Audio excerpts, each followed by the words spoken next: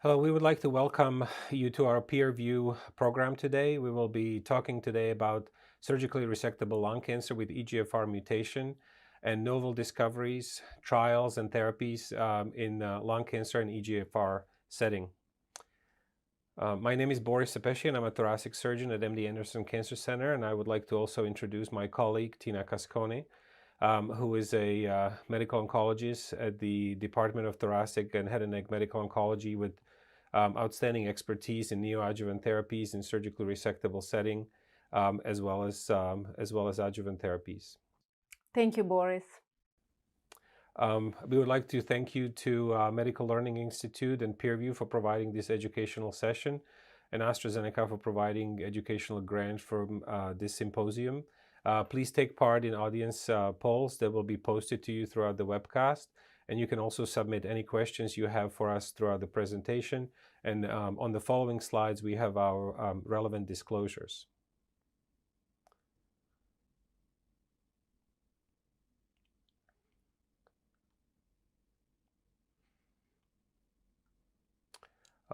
Here's another disclosure and disclaimer for the program. And please visit us at peerview.com. And then you can view the slides and practice aids now and download them after the event. So today we will talk about understanding the gaps and opportunities for improvement in surgically resectable lung cancer, mainly with EGFR mutations. We will also present to you the data which we base this on, as well as where the future of surgically resectable lung cancer in the EGFR setting is going, and we will present you some cases and answer some audience questions. We'll start with the understanding the gaps and opportunities for the improvement in lung cancer. As we all know, for decades, surgical therapy has been the mainstay of treatment of lung cancer and really offered the main opportunity for either cure, local regional disease control, or prolonged survival.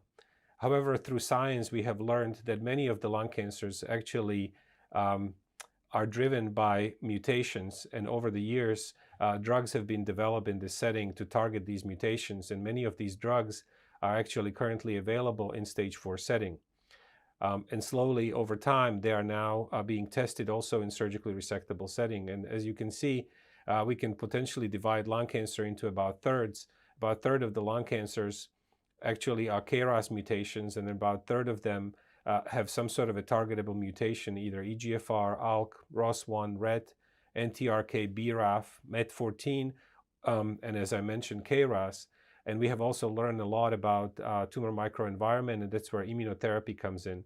However, today we're going to mainly talk about EGFR mutations, but as you can see over here, especially in the metastatic setting, all these other either mutations, alterations, or rearrangements that could be tested, they already have targetable drugs and they are being used in the metastatic setting. However, despite of this knowledge, we as a group don't do as good of a job testing all the patients for these mutations. I would say that all the patients in the metastatic setting have essentially 100% indication to have their tumors tested, especially the non-squamous, so adenocarcinomas should always be tested to see if there is any sort of a targetable mutations where we have developed specific drugs for their treatment. But even in this setting, you can see that approximately 25% of patients still do not necessarily get this testing. And I think we need to be aware that even in the surgical setting and for tumors greater than 3 centimeters in size, there certainly is a standard of care to test the tumors at least for the EGFR mutation. As I mentioned, surgical therapy for decades was the mainstay of treatment of stage 1 through 3 lung cancer, and it took, honestly, multiple decades to demonstrate the benefit of adjuvant chemotherapy in the setting of surgically resectable lung cancer. And many of these trials are well known, including the LACE meta-analysis, which demonstrated overall benefit of chemotherapy in the adjuvant setting for about 5%. However, as you can see, with all of these trials, the benefit really increases with stage. So we now use chemotherapy for tumors greater than 4 centimeters in size, but the benefit certainly increases in stage 2 and stage 3. I think that we should note that these trials took number of years to complete because of primary outcome being overall survival, and many of them still used AJCC6 staging system. Some of them use AJCC7 staging system. And so as we look at now the 8th staging system, we need to look at some of the nuances and indications for chemotherapy. But there's no question that adjuvant or actually even neoadjuvant chemotherapy have benefit in surgically resectable lung cancer, at least in tumors greater than 4 centimeters in size. So we're gonna at this point talk a little bit more about the EGFR mutation. And for the surgeons, I think the most important thing is that our current data suggest that we should be sending off the tissue specimen or potentially liquid biopsies as well on patients with non-squamous cell carcinomas. So adenocarcinomas that are resected and greater than 3 centimeters in size. It is recommended that all of these tumors get profiled based on some of the data that we will show you from the Adora trial. This is the complexity of EGFR alterations in lung cancer, and when we send off the specimen for mutation analysis, we can get actually variable results, and they could include either exon 18, 19, 20, or 21. These alterations are really quite complex, but I want to highlight that the most important ones to remember are exon 19 and exon 21, which are currently targetable with drugs and are part of standard of care for surgically resectable lung cancer from stage 1B, which are now tumors greater than 3 centimeters in size based on the AJCC8 staging. So again, I just want to highlight that it's exon 19 and 21 that are targeted with the drug osimertinib, and those patients qualify for standard of care adjuvant therapy that we will go through. As mentioned before, the EGFR was actually discovered as a driver mutations quite a bit ago, and it has really made its way into the treatment of patients in the metastatic setting. Just like the previous trials with chemotherapy, it does take a really long time to run adjuvant trials, especially with the outcome of overall survival. And that's why it may have taken years for us to really discover the benefit, as we will show you in the surgically resectable setting. Over the last 10 or 15 years, the evolution of understanding of EGFR drugs have actually gone through numerous stages, and we are now at the 3rd generation of drugs, which is the osimertinib, and a lot of research goes into understanding these tyrosine kinase inhibitors, as well as what drives resistance to treatment. However, at this point, we are already at the stage of 3rd generation of EGFR inhibitors. Now, what is the potential of this adjuvant therapy after surgery? As we all know, the old surgical dictum has always been that if we can resect the disease, we can offer the patient the most cure. But we do need to understand that even a 1 centimeter tumor actually represents 1 billion cancer cells and a tremendous potential for either mutations or ability of these cancer cells to metastasize. And therefore, even in early setting, there is certainly a risk that a micrometastatic disease may develop. So it is important to combine treatment not only by resecting the visible disease that we do as surgeons, but also try to understand the concept of micrometastatic disease and potential recurrence and how we can decrease the level of recurrence. So the goals are to really obviously to achieve cure, which we achieve as surgeons through local regional disease control, but we have to understand this biology, control as well distant recurrence or local regional recurrence. And we also need to keep looking to identify patients who may not benefit for any of the adjuvant therapies and may potentially still be cured with surgery alone. And there's a lot of research going into this area as well. So at this point, I'd like to introduce my colleague, Tina Cascone, who will take us through some of the trials that led to the approval of standard of care therapy with the EGFR inhibitors. Thank you, Boris. Thank you for having me. Such a pleasure to be here, and thank you for this wonderful summary to this point. And you're absolutely right. Definitely, the pipeline of EGFR targeted therapies that we have at this point in time has seen an incredible evolution over the past 15 years. And as you mentioned, with osimertinib, we are at the third generation. We're definitely evolving towards more advanced inhibitors that can help us to try to circumvent mechanisms of resistance to the prior generation. But let me summarize for you here the clinical trial data that tested and evaluated earlier generation tyrosine kinase inhibitors in patients with stage 1B to 3A, in this case, EGFR wild type and EGFR mutant non-small cell lung cancer. These are the results of the RADIANT trial published a few years ago by Dr. Karen Kelly and colleagues, where you can see on the left the DFS didn't really change, didn't have any changes in the intention to treat population between placebo and erlotinib with an hazard ratio of 0.9. But in the EGFR mutant subgroup, there was an encouraging improvement in the DFS when patients were treated with adjuvant erlotinib as compared to placebo with an hazard ratio of 0.61, although this didn't achieve statistical significance, mainly because of the hierarchical design of the study. The SELECT was a phase 2 trial published now a couple of years ago of adjuvant erlotinib in patients with resected EGFR mutant non-small cell lung cancer. This trial demonstrated an improvement in the 2-year DFS in EGFR mutant population as compared to the molecularly matched wild type population with an unchanged safety profile to what we know with erlotinib and second generation TKIs.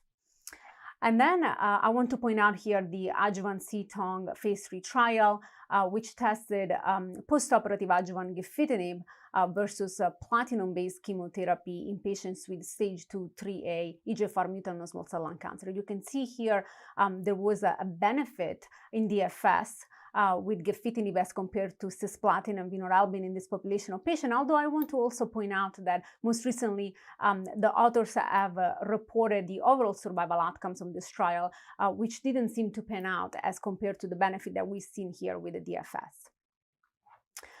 And then, practice-changing phase 3 data from the Adora trial that tested third-generation EGFR tyrosine kinase inhibitor osimertinib 80 milligram once daily in the adjuvant setting for 3 years as compared to placebo in patients, as you can see on the left, with stage 1B to 3A non-small cell lung cancer, completely resected, treated with or without adjuvant platinum-based chemotherapies. Patients were stratified by stage, by EGFR type of mutation, exon 19 deletion as compared to the L858R exon 21 substitution, as well as race. The treatment was planned for 3 years and continued until disease recurrence, treatment completion or discontinuation criterion met. A primary endpoint of the study was disease-free survival in stage 2 and 3A patients, designed for superiority under the Assam DFS of hazard ratio 0.7. And this is very important to point out because of the results of the trial we're going to present in just a few seconds. There were several secondary endpoints, DFS in the overall population, overall survival, safety, and also health-related quality of life. So here we have the Kaplan-Meier curves demonstrating DFS according to investigator assessment on the left. You can see that in patients with stage 2 to 3A disease, at 24 months, 90% of the population in the osimertinib group and 44% of those in the placebo group were alive and disease-free, with an hazard ratio of 0.17 in terms of disease recurrence of death with osimertinib as compared to placebo. And you can see in the stage 1B to 3A disease at 24 months, 89% of the population of patients in the OC group and 52% of those in the placebo group were alive and disease-free with an hazard ratio favoring osimertinib of 0.2. Here you see a forest plot with the DFS benefit across subgroup in the overall population. Overall, all subgroups benefit from osimertinib as compared to placebo. I want to point out that the stage 3A population had the largest benefit, although we saw a very encouraging hazard ratio 0.39 in patients with the stage 1B. As expected, perhaps the EGFR-19 deletion had a major benefit, greater benefit, even compared to the 858R. And also patients who receive adjuvant chemotherapy had a slightly, more improved hazard ratio as compared to those who didn't. Here I want to show you the DFS Kaplan-Meier curves by disease stage. So as we just mentioned, in the stage 1B patient population, patients who received osimertinib had an hazard ratio with 0.39 as compared to placebo. And you can see the incredible separation of the curves with incredible benefit in stage 2 and 3A patients with an hazard ratio of 0.17 and 0.12 respectively. Tina, let me just stop there for 1 second. If you can go the one slide back. There's something that I would like to highlight over here, that the Adora actually included the AJCC8 staging, which has actually really changed stage 1B. Well, actually, the stage 1B tumors were not necessarily classified by size of 4 centimeters, and they have included patients here for treatment who had tumors greater than 3 centimeters in size. And so I think this is an important point, because for the longest time we had, as surgeons, kind of in our head that we should refer patients to our medical oncologists if they have tumors greater than 4 centimeters in size for adjuvant treatment. But actually now, because Adora included patients they didn't differentiate the stage 1B by size, and I'm sorry, it was AJCC 7, but they included tumors greater than 3 centimeters in size. So I think as surgeons, we need to think about referring patients after upfront resections for sure if they have tumors greater than 3 centimeters in size. Absolutely, Boris. I think this is a wonderful point, and thank you for emphasizing that. And perhaps I can, going back to the concept that you just present to us, perhaps for the surgeon community, perhaps you can engage the medical oncologist early on, even when you have a really early stage and small tumors, because that can actually be very important also for profiling purposes. We can profile the tumors from baseline biopsies early on, and not only in the surgical specimen. So absolutely an important point to try to engage in a multidisciplinary setting your colleagues' medical oncology, even when you have patients with a very early stage disease. So here we have the DFS Kaplan-Meier curves in the Adora trial with and without adjuvant chemotherapy. As I mentioned earlier, from the forest plot, you can see that patients who received platinum-based chemotherapy in the adjuvant setting prior to osimertinib had definitely an advantage with a greater benefit in the DFS, 0.16 hazard ratio, and the DFS, the hazard ratio for the DFS in patients who did not receive adjuvant chemotherapy, as you can see on the right, was 0.23. So definitely an incredible benefit in both population of patients. But here I wanted to illustrate, we have known that EGFR mutant population seems to have greater responses to adjuvant chemotherapy, platinum-based chemotherapy, as compared to the wild type. And I think those DFS curves illustrate that very well in the adjuvant setting. The Adora trial didn't reveal any new safety signals. We have adverse events very well known in terms of profile with the osimertinib. And so, in conclusion, for this community, the adjuvant osimertinib is the first tyrosine kinase inhibitor in a global phase 3 trial that has shown an important, dramatic, significant, and clinically meaningful improvement in DFS in patients with resected stage 1B to 3A EGFR mutant non-small cell lung cancer. We're still waiting for the overall survival, but the benefit was unprecedented, and consistent improvement in DFS was seen regardless whether the patients received or not prior adjuvant chemotherapy, with even an improved hazard ratio with adjuvant chemotherapy, as I just shown you. And as mentioned, the safety profile was consistent with what we had known with EGFR tyrosine kinase inhibitors in this setting.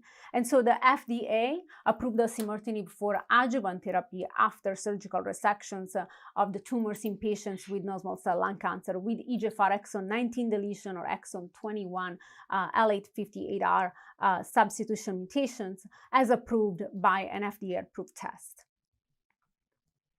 So I want to leave here some important points for discussion from the Adora trial, and Boris and I will do this interactively. So 11% of patients who receive adjuvant osimertinib had DFS events, as defined here, of course, by disease recurrence or death, as compared to 46%, as you can see here from these stack bars, in patients treated with placebo arm. If you look at the patients treated with osimertinib, that 11%, the majority of patients with recurrence had a local regional recurrence only, with only 38% of patients having metastatic recurrence, as compared to 61% of patients who had instead in the placebo arm. And so this is illustrating how perhaps what Boris was mentioning right at the beginning of our journey here of this talk, that administering a systemic therapy, in this case osimertinib in the adjuvant setting, could perhaps really be very helpful to eliminate and suppress micrometastatic disease that can be responsible for distant metastasis.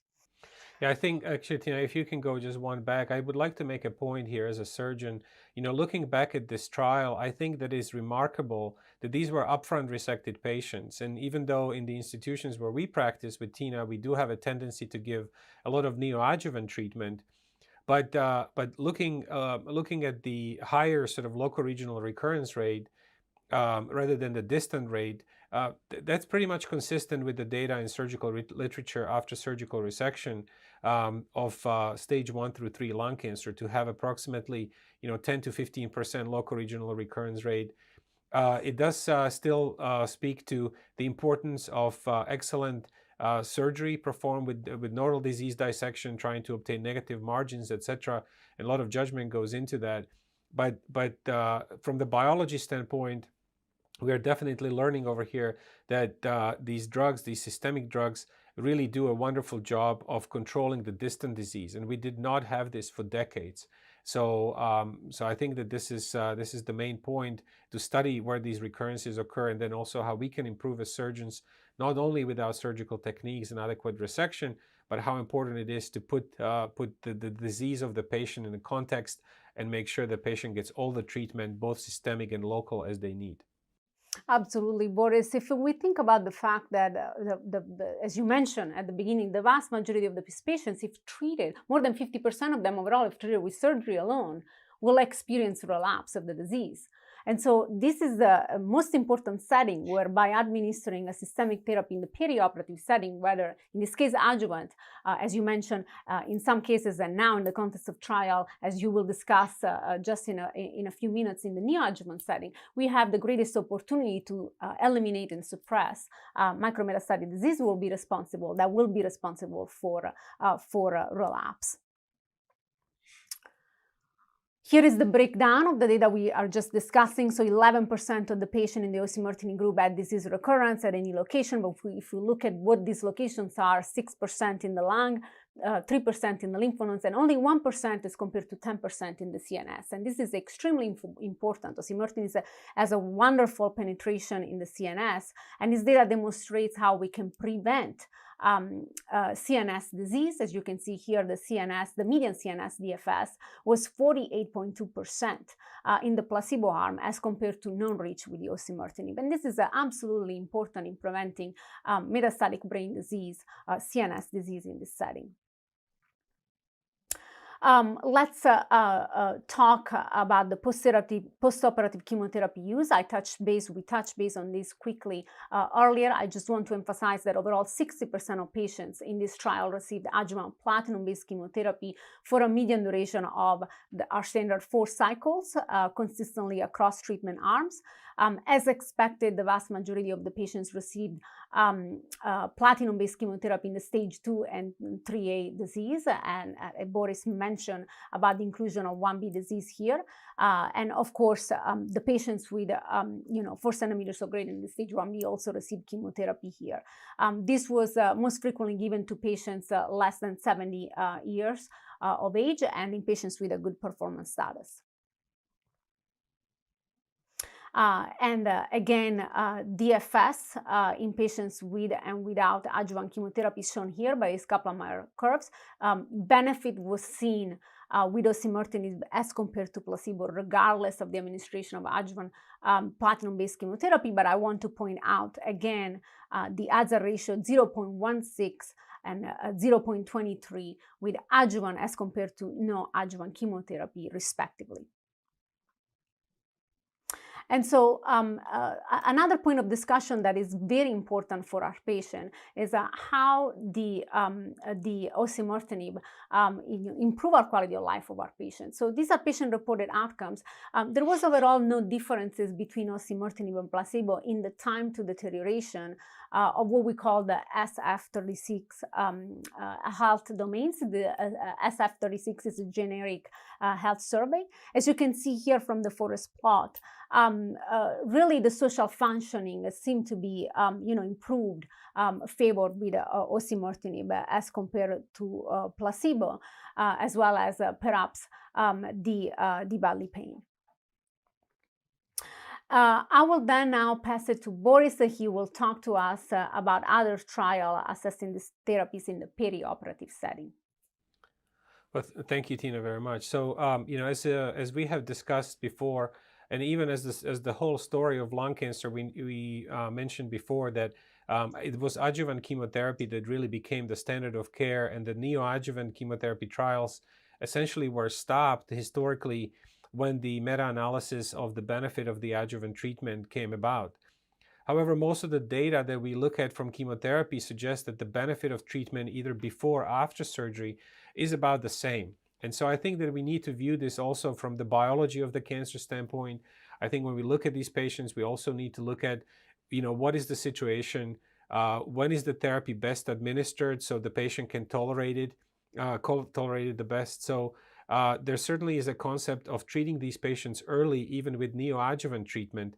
And I will show you some cases where the neoadjuvant treatment actually may potentially make surgical resection because of the tumor response perhaps easier, or perhaps may convert pneumonectomy into a lesser resection, such as bilobectomy or lobectomy, although that may sometimes be difficult to prove. However, as I mentioned, biologically, even 1 centimeter tumor has 1 billion cancer cell, and so the cat is sort of out of the bag. So when we think about here, even without trials, we always think about giving patients all the treatment. And so that's my introduction to the Adora trial, which actually wants to test the TKI inhibitors prior to surgical resection. And the study design is, again, the patient should be surgically resectable with stage 2 to 3B disease. Again, we're talking about patients who have EGFR mutations, either exon 19 or exon 21. These mutations would be diagnosed either on a biopsy or liquid biopsy. This trial has actually 3 arms, essentially testing patients, again, with standard of care chemotherapy plus placebo, then osimertinib plus chemotherapy, and osimertinib alone, and essentially asking three different questions here. Patients would receive this for approximately 9 weeks. Each cycle of chemotherapy is usually given once every 21 days. This would be followed by surgery. And primary outcome is this short-term endpoint or a surrogate endpoint that has been used in many of immunotherapy trials called either major pathological or pathological complete response. I want to define those. That pathological complete response is actually 0% viable tumor cells in the final specimen, and major pathological response represents less than 10% of viable cells in the specimen.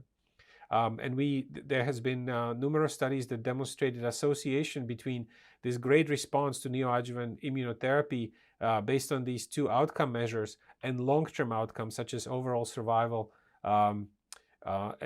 Yet these points are still not FDA approved as surrogate endpoints. However, this is continued to be studied.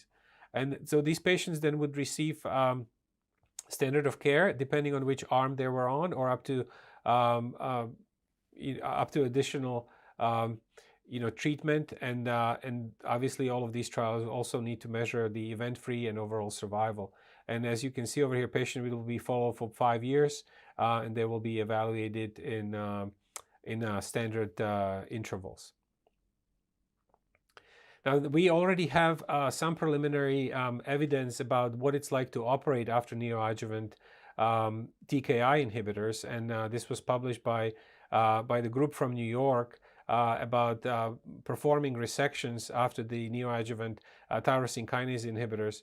There has been a lot of discussion among surgeons with the advent of these different kinds of novel therapies, such as immunotherapy and TKI inhibitors, whether does it make surgery easier, does it make it harder, what should we learn about this?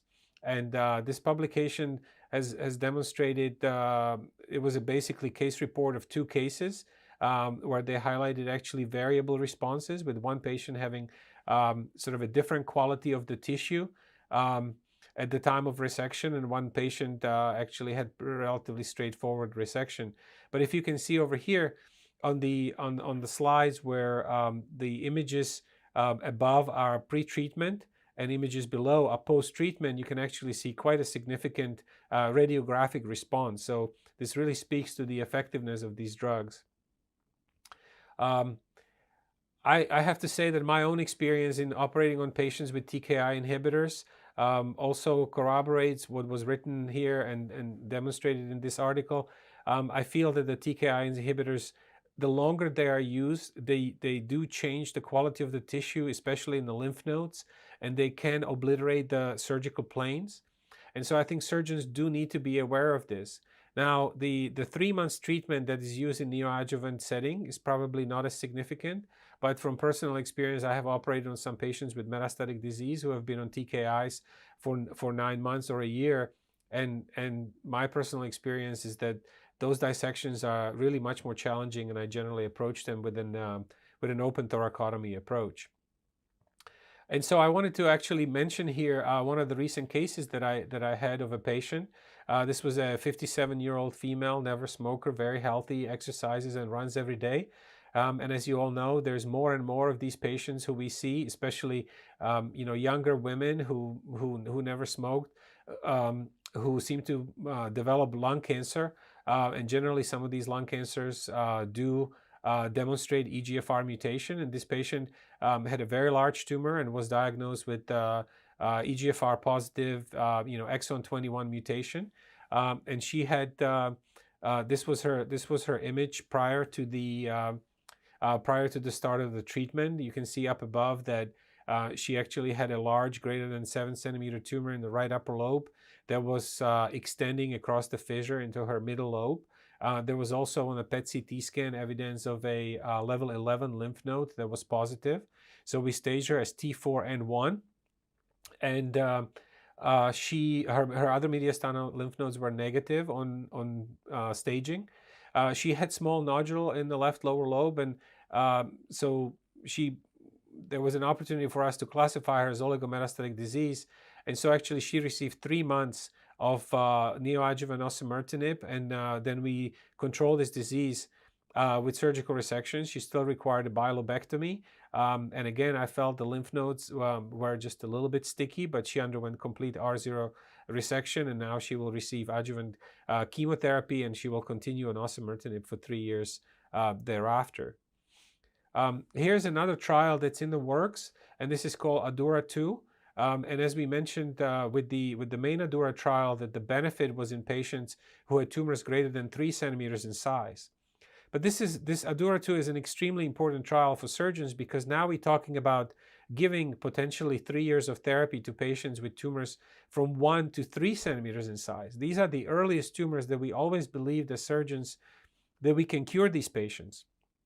And as we all know, even in the earliest setting, in patients who especially have slightly higher risk features, such as tumors greater than 2 centimeters in size, or if they have lymphovascular invasion, or if more than 20% have either micropapillary, solid or complex adenocarcinoma histology, these are the patients who, even in the earliest setting, may potentially develop future recurrence. And this is the trial, phase 3 Adora trial. They will essentially enroll this population, patients with tumors greater than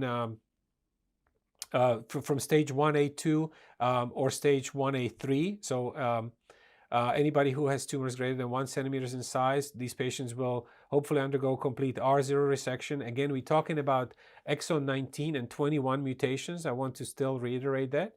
And tumor will obviously be tested for, the tumor size, LVI, tumor histology, and patients will then be randomized for adjuvant osimertinib, again for 3 years versus placebo. And again, with the primary endpoint being disease-free survival rather than overall survival, as it is a shorter endpoint than a 5-year overall survival, because as we have learned, these trials do take a long time to complete. And these are, again, the key inclusion criteria. It's essentially stage 1A2 and 1A3 patients with non-small cell lung cancer, non-squamous histology, so mainly adenocarcinomas. And again, it's exon 19 and exon 21 mutations. So obviously the patients who have incomplete resections, had either wedge or pneumonectomy, so this would be the segmentectomy or lobectomy that would be included, or any other histologies would be excluded. And I also want to mention that the field is going in this direction of targeted therapy and potentially targeted therapy in the neoadjuvant setting. There's an effort through Lung Cancer Mutation Consortium and the LEADER trial to profile 1,000 patients, anticipating that approximately 35% of patients with surgically resectable lung cancer will have one of these targetable mutations. And now we have also added the KRAS G12C mutation to this as well. As mentioned at the beginning of the presentation, these drugs are already in the metastatic setting, and the aim of the LCMC4 consortium is to enroll patients on these targeted therapy trials in the perioperative setting. Boris, before Yes. we get into the discussion, I just wanted to make a comment, if I may. I actually want to commend you for offering us the example of implementing, right, 3 months of neoadjuvant osimertinib in a patients with T4N1 potentially oligometastatic disease, offering to this patient the opportunity to enjoy, as you mentioned, a pathological response, perhaps in the resected tumor, adjuvant chemotherapy in the postoperative setting, and the continuation of osimertinib for 3 years. So I think this is a wonderful example of implementing, the most effective systemic therapies really early on in the biological history of the disease, from the neoadjuvant to the postoperative setting. So it will be very important from the Adora trial to, tell us whether the surrogate endpoint of pathological complete response, major pathological response in this setting after TKI, as much as we have learned from the immunotherapy and chemoimmunotherapy setting, whether those surrogates will really pan out as clinical endpoints of survival benefit, of DFS, EFS, and OS benefit. So I think you gave us a wonderful example of how we can benefit our patients by implementing those strategies early on, perhaps even earlier than the adjuvant setting, and continuing the adjuvant setting to eliminate metastatic disease and potentially cure them. Well, thank you. And as I think of these patients, especially this one, I think about what is the most important to treat right now, and I think that there is a little bit of a change in thinking, or my thinking as a surgeon, that when I see a patient who demonstrates this large of a cancer, it used to be, hey, let's rush the patient to the operating room and resect everything, and that was possible in this situation. But then the patient needs to go through some recovery, obviously. The tumor was very large.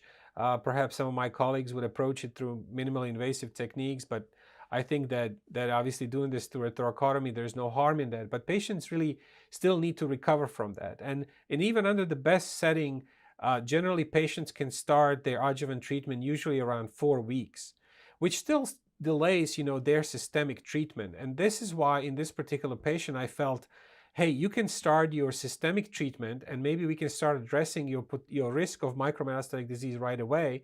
We know we are going to still have local disease control, some local disease control for this tumor. So whether I resect it tomorrow or whether I resect it 3 months later, that actually doesn't matter as much. I know I can provide that local regional disease control, but we need to address the micrometastatic disease as soon as possible. So I felt like this patient has been at least right now protected from distant disease to some extent, because she received that neoadjuvant treatment. Now we resected her. She has local regional disease control. And I actually have no problem starting TKI inhibitors right away. Essentially, when she's discharged from the hospital, we don't have any evidence that there would be any detrimental effect to healing or anything like that. And when she heals, for about 4 weeks or 6 weeks after surgery, she can receive chemo, as was demonstrated to be beneficial in this setting, and then she will continue on this. So I think that as we think as surgeons, it's important for us to have a good collaboration with medical oncologists and really try to create a long-term strategy for the best chance of patient being cured. Whether we operate next week or whether we operate 8 or 12 weeks down the road does not. I don't think that matters as much. I think what matters is being able to do a good job along the way, preserve patients' quality of life, and give the patients sort of the best chance there. So, and we can discuss some more of these cases, at this point. So here we have another case of a patient who is 58 years old, male, who was clinically diagnosed with T3N1 mass in the right upper lobe. So this would be a stage 3 lung cancer. And this was an adenocarcinoma. It seems like that the EBUS demonstrated that mediastinal lymph nodes were negative for malignancy, so there was no N2 disease, but again, still a stage 3A based on the new staging system. So this patient underwent actually standard of care neoadjuvant chemotherapy. As we know, it's still a little bit difficult to get all the profiling from original biopsies. Patient had a good response, underwent uncomplicated VATS right upper lobectomy with nodal dissection, and had a really good downstaging. The tumor was small, and final pathology was YPT2 and 0, but then the molecular profiling was shown, and patient was actually demonstrated to have an EGFR exon 21 mutant lung cancer. So if I resected this patient and send this patient to you, Tina, how would you approach this? When do you think the surgeon should have discussed the possibility of adjuvant therapy? And I do that sort of right away in some of these patients, especially now. Even if they get neoadjuvant treatment, I usually try to tell the patients, we need to see what the final pathological specimen shows, and there may be a possibility that we have something else for you that can prevent you from other disease, right? Absolutely, Boris. I think this is a very important point of discussion and an educational point. We should discuss in a multidisciplinary setting and with our patients early on what are the treatment strategies in a combinatorial type of approach that we can offer these patients for a chance of cure. So absolutely, the surgeons should discuss, first of all, with the multidisciplinary team, the medical oncologist, the interventional pulmonologist, the radiologist, the radiation oncologist in some specific situations. And together in this multidisciplinary setting, we can offer to our patients all the different perspectives to implement, in addition to surgery, systemic therapy based on the molecular profiling after surgery, in this case in the adjuvant setting, or perhaps in the context of the Adora trial, right? Perhaps even in the neoadjuvant setting, together with chemotherapy. let me point out an important piece of data that you briefly mentioned in the introduction, in the background, when we discuss about what does adjuvant chemotherapy gives us in terms of improvement in survival from the LACE meta-analysis. Although neoadjuvant and adjuvant chemotherapy have not been compared head-to-head, from meta-analysis, we know that 5% holds true, regardless of giving chemotherapy in the neoadjuvant or adjuvant setting. So absolutely, if the patient has received neoadjuvant chemotherapy 4 cycles, I would not give additional chemotherapy. But definitely, I would administer, adjuvant osimertinib based on the EGFR mutation that you have pointed out. Yeah, so I want to make this point that this is what I have learned from my medical oncology colleagues, is that essentially the 4 cycles of chemotherapy in the perioperative setting seems to be the standard of care. I know that from medical oncology standpoint, in metastatic setting, the chemotherapy is giving for a longer period of time or for more cycles. But I think for us surgeons, I think remembering the 4 cycles as we talk with the patients, and 1 cycle I remember is 21 days.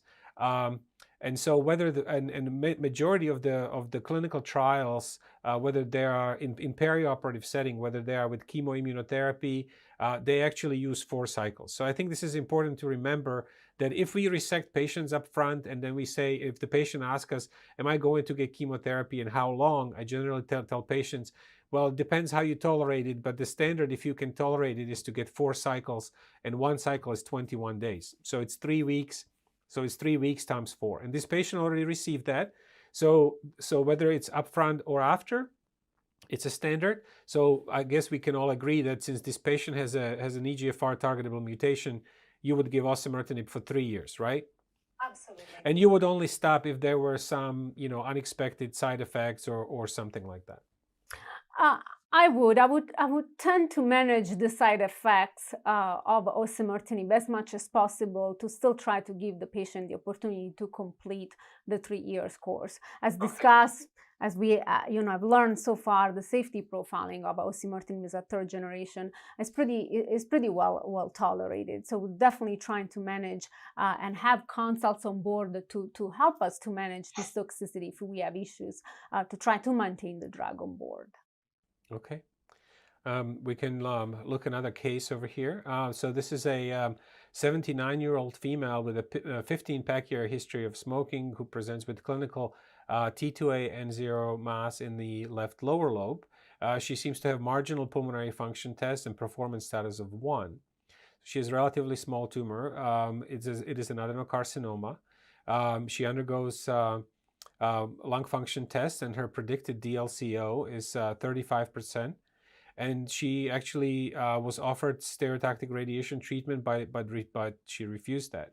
She preferred surgical resection. So she underwent superior segmentectomy. So she only lost approximately 5% of her lung function for this tumor. And despite of being a smoker, she was found to have exon 19 deletion. And I would also like to make a point over here, is that even the NCCN guidelines suggest testing all patients regardless of whether they are smokers and non-smokers if they have non-squamous histology. And so even though we tend to think that EGFR mutations are more likely in patients who are non-smokers, but as you can see, they can also occur in this setting. So, Boris, I want to emphasize that as a medical oncologist, I would encourage the community, when possible, to test all our patients. Yes, it is standard of care to test the patient. So here are some of the questions for the discussion. So the Adora trial only included lobectomy or greater patients. Is this patient eligible for adjuvant osimertinib? Well, from my standpoint as a surgeon, this patient underwent the most optimal oncological resection that she could tolerate. So whether it's a lobectomy or a segmentectomy, she underwent the resection for local regional disease control and lymph node dissection. She got final staging. We cannot necessarily look at this only from the technical aspects of lobectomy, but also from the biology of the disease. And if her tumor is greater than 3 centimeters in size and she has an EGFR mutation, from my standpoint, I would refer her for consideration of adjuvant osimertinib. What do you think? Does lobectomy versus segmentectomy matter here? No, absolutely. I think that this patient should be referred to us for consideration of adjuvant chemotherapy. As far as I'm concerned with the AJCC8, this is still with a 2B, a pathological resection, a T2B, as you mentioned, if I read correctly in the stem of the question. This is a patient that would benefit from adjuvant osimertinib. Yeah, so she was T2A. So I think this is where this question really comes to. If she had tumor let's say her tumor was 3.5 centimeters, we agree that she should get treatment, and you saying that you would give her adjuvant osimertinib for 3 years. Would you give her chemotherapy with PS of 1 and tumor 3.5 centimeters in size? That's a very tricky question. So if there are no additional features that could make me think of a poor prognosis, as you mentioned among the criteria, right, that we use for the stage 1A, 2 and 3 for the Adora, for the adjuvant Adora, then in that case perhaps no. In the stem of the question, I thought that she was a PT2B. That would make us consider, definitely a discussion with our colleagues. But if you have a tumor that doesn't have those prognostic negative features and that doesn't have a size that reaches the 4 centimeters, perhaps we could consider to avoid the adjuvant chemotherapy, but I would not spare the adjuvant osimertinib to this patient. This patient might benefit from the adjuvant osimertinib, absolutely. Now, another question would be, so obviously these are some of the nuances of our care, and I think that even as surgeons, as we look at our final pathological report and see our patients in post-operative setting and discuss the pathological report and risk of recurrence when the patient asks us, I think that these are important things. But here's another question. As we know, we now also have an FDA-approved immunotherapy regimen in patients who demonstrate PD-L1 expression in their tumor greater than 1%. What if these patients concomitantly, after resection, demonstrated EGFR mutation and, let's say, PD-L1 expression of 20%? Should she be treated with adjuvant atezolizumab, which has demonstrated benefit in this setting as well, or should she be treated with osimertinib or both? Can you enlighten us on that from medical oncology standpoint? Sure. These are situations that we really see in real life. Please administer adjuvant osimertinib to these patients. This patient has an oncogenically driven tumors and needs TKI in the adjuvant setting. The IMpower010 led to the approval of the adjuvant atezolizumab for PD-L1 positive population 1% and above for 1 year in the adjuvant setting. Although some portion of the population in that trial had EGFR and ALK alterations, really the benefit in this population is driven in the adjuvant setting by a TKI, not by an immunotherapy. We know retrospectively that patients with these aberrations tend to not respond very well to immunotherapy. So the answer to the third bullet is osimertinib alone in the adjuvant. Well, thank you. So that's what I learned as well, that essentially if there is a targetable mutation for a patient, that the effectiveness of targeted therapy sort of supersedes immunotherapy in this setting. I can maybe imagine that as this information gets a little bit more to the patients, I mean, I would just ask you, how would you approach a patient who says, I don't want to get chemotherapy, I heard chemotherapy is really bad. If patient for some reason just refused chemotherapy, would you be willing just to treat them? I mean, it's so much more convenient to have an oral regimen, right, with osimertinib and perhaps better side effect profile. Do you think that would be legitimate if we documented it, in the chart, to skip chemotherapy if patient really refuses for whatever reasons? Yeah, that's an important question, and I think it's paramount to discuss with our patients what's the rationale, right, of these decisions in terms of therapeutic approach and strategies. So I'll tend to discuss with our patients why platinum-based chemotherapy could be important in the setting. But to your point, from the Adora trial, we learned that there is benefit in DFS from osimertinib regardless, right, of adjuvant chemotherapy chemotherapy, platinum-based chemotherapy. Just to remind you guys, to the audience, 0.16 at 0.23 is hazard ratio with and without adjuvant chemotherapy. So an incredible, unprecedented benefit regardless of adjuvant chemotherapy. These patients with EGFR mutations tend to have even higher responses to platinum-based chemotherapy as compared to the wild type. So I would implement all these explanations and this rationale in my discussion with the patients. But to answer your question, if there is a refusal for chemotherapy, it would make completely rational sense to proceed with adjuvant osimertinib based on the Adora trial results. Okay. Well, we have, let's now address some of the questions that we have received from the audience. How can we prevent or mitigate resistance of EGFR TKI therapy in the adjuvant setting?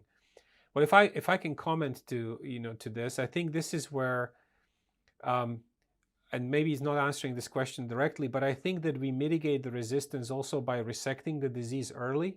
So we are not allowing the new clones of cells to develop.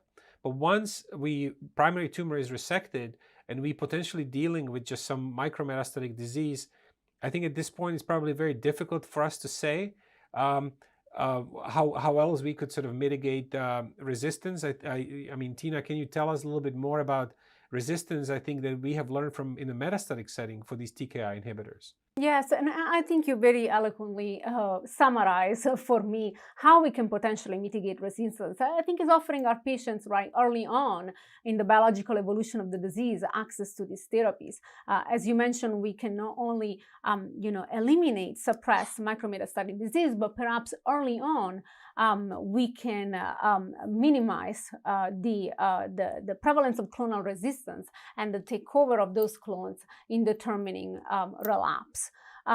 In the metastatic setting, mechanisms of resistance are being learned more and more, and we're actually implementing novel strategies based on the specific type of mechanism of resistance that we see at rebiopsy when there is a new lesion after a progression on TKIs. Those mechanisms are very different, right, between one drug and the other. But definitely having the patients to access those drugs in the postoperative setting should help us to prevent clonal. And this is exactly how we progressed, right, from first generation to third generation of TKI inhibitors, because the resistance was studied mainly in the metastatic setting. I think here's another important question. What advice would you offer to practicing in the community, and how to operationalize and improve the collaboration between oncologists and surgeons? I think this is incredibly important. I think that we all need to view ourselves as a team, trying to help patients achieve really the best long-term outcome with their lung cancer, and therefore this communication should happen, I think, early. Even surgeons just essentially informing their oncology colleagues, or that they may be resecting someone, let's say with stage 1 or stage 2, that they will try to expedite the profiling. I think that it's important to understand the local resources in terms of sending tissue, discussion with pathologists, discussion with other within their hospitals about the resources of how to get the surgical tissue, surgical specimen to an appropriate testing lab for EGFR mutation, and alerting both patients, obviously, and medical oncology colleagues about that these results will be coming, and then they are important in decision making in the adjuvant setting.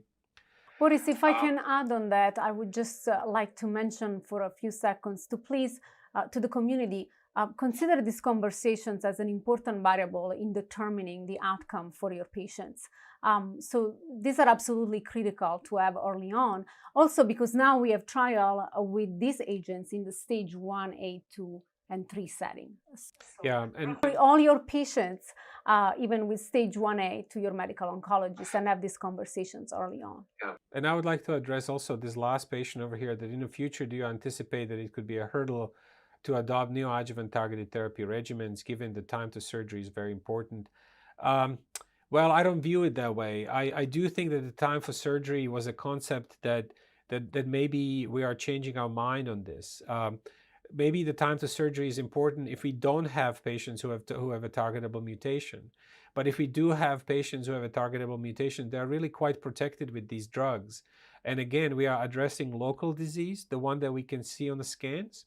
And then we also need to address the possibility of distant spread and micrometastatic disease. And so if we have patients who have no mutation, then these neoadjuvant therapy drugs, I have honestly, on targeted regimens, I have yet to see patients who would progress on that regimen and would not benefit from it. So I do view it a little bit differently, that rushing to surgery is not as important, that it's important to have a comprehensive plan. Okay, I think we're coming to an end. So I would like to just summarize and thank everybody for their attention that the standard of care in lung cancer is changing, and that surgical resection for local disease control is important, as well as profiling patients, mainly for EGFR mutation that is now standard of care. In the future, we may see other targetable therapies become standard of care. But I think it's important to collaborate between surgeons and medical oncologists, and also with our pathologists and tissue for sending it for profiling, so the patients can get all of their treatment for their benefit. And please visit us at peerview.com. Complete and submit your post-test evaluation for credit. You can download the slides and practice aids, and you can watch the replay of this event in the next 24 hours to be followed on the line activity in the coming weeks. Thank you very much. Thank you.